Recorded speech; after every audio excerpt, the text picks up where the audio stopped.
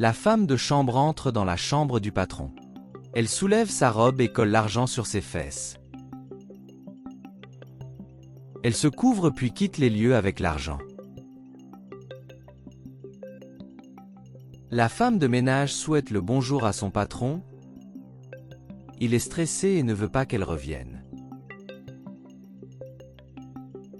Le patron dit à quelqu'un d'arrêter. Elle et l'autre employé s'arrêtent. Le patron dit que l'argent manque et les accuse.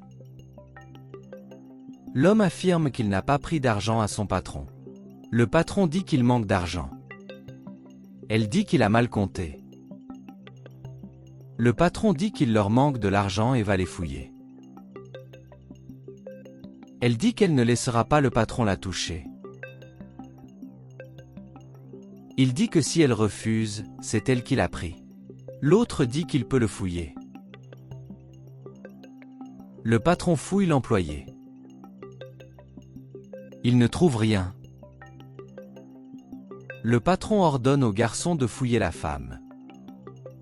Il commence à fouiller la femme.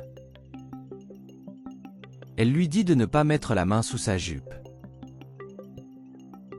Il termine le magazine et dit qu'elle n'a pas d'argent. Le patron demande s'il en est sûr. Le garçon dit qu'il a fait le contrôle et que tout va bien. Il demande comment l'argent a disparu. Le garçon dit qu'il ne sait pas ce qui s'est passé. Elle demande si elle peut partir. Il dit non. Le garçon dit que le patron a dû l'oublier quelque part. Le patron dit qu'il va compter jusqu'à 3 et appeler la police. Elle devient nerveuse et laisse tomber l'argent par terre. Le patron dit qu'il s'y attendait déjà et dit au garçon d'appeler la police. Le garçon dit qu'il va appeler la police pour emmener le patron. Il ne comprend pas. La femme dit qu'elle n'est pas la seule voleuse. Il demande de quoi il parle. Elle dit son nom. Le patron appelle les agents de sécurité. La femme dit que ça ne sert à rien, elle dit qu'elle sait tout ce qu'il a fait. Il demande ce qu'il a fait. La femme dit que le patron est impliqué dans des stratagèmes criminels. Le patron nie. Le garçon se souvient d'une histoire. Le patron dit que vous pouvez signer le contrat. Il dit qu'il récupérera sa maison. Elle lui fait confiance. Il dit qu'il rendra tout l'argent à la dame. La dame dit que vendre la maison ne serait pas une bonne chose, car elle y a des souvenirs. Il dit que la maison est vieille et que la femme doit faire cet investissement pour se détendre plus tard.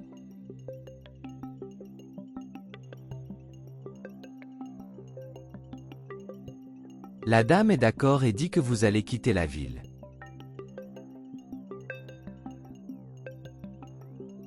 Le patron dit qu'elle doit aller se reposer et se calmer, il dit qu'il s'occupera de tout et qu'il ne prendra aucune commission.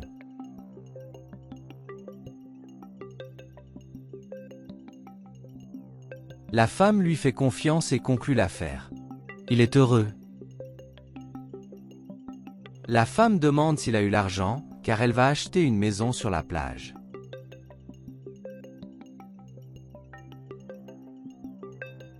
Il dit qu'il finalise l'affaire et qu'il aura l'argent la semaine prochaine.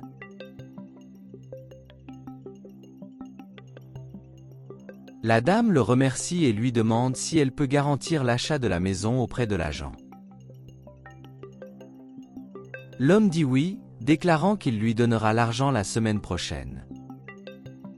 La dame le remercia encore et partit. Il continue sa tricherie. La femme revient en disant qu'elle a besoin d'argent.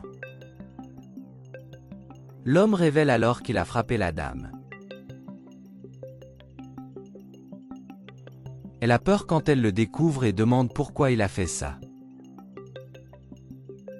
L'homme dit que la maison appartenait à la dame et lui dit de faire attention lorsqu'elle signe quelque chose sans lui. Il lui dit de tout retirer de la maison.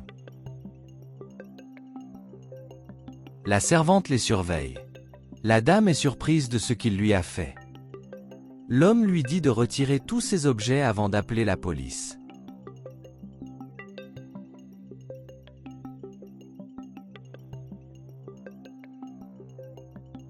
La servante dira au garçon ce qu'elle a vu. Il devient curieux. Elle dit avoir vu son ex-nounou. Le garçon demande ce qu'elle voulait. Elle explique alors que le patron l'a arnaqué. Le garçon n'arrive pas à croire à cette situation. Elle dit non, car il a trompé la dame pendant des semaines. Le garçon dit qu'ils doivent venger la dame. Elle le soutient, disant qu'elle ne peut pas laisser les choses ainsi. Le garçon dit qu'il avait un plan et emmène la femme à l'intérieur. Le patron dit qu'il va voyager et disparaître avec l'argent. La femme de chambre demande comment ils vont résoudre ce problème. Il demande à conclure un marché. Elle nie et demande le remboursement. Le patron demande au moins sa commission. Le garçon dit que l'argent n'a pas d'importance et demande la maison. Le patron dit qu'il donnera tout. Elle menace le patron s'il ne cède pas.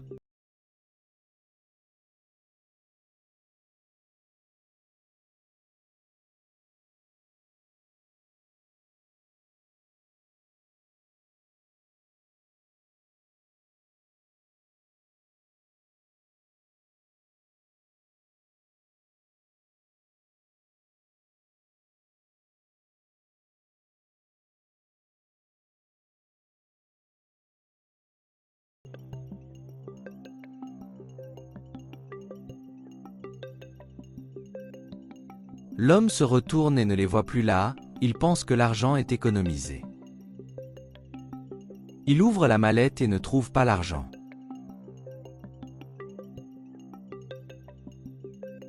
L'homme devient furieux et s'en prend à ses employés. Ils rendent les documents de la maison de la dame. Elle les remercie beaucoup et dit qu'ils l'ont sauvée. Le garçon lui dit de faire attention lorsqu'elle négocie avec des personnes étranges. La femme de ménage lui dit de faire attention, précisant que la dame pourrait être dans la rue à ce moment-là sans elle. La dame la remercie, ils s'embrassent.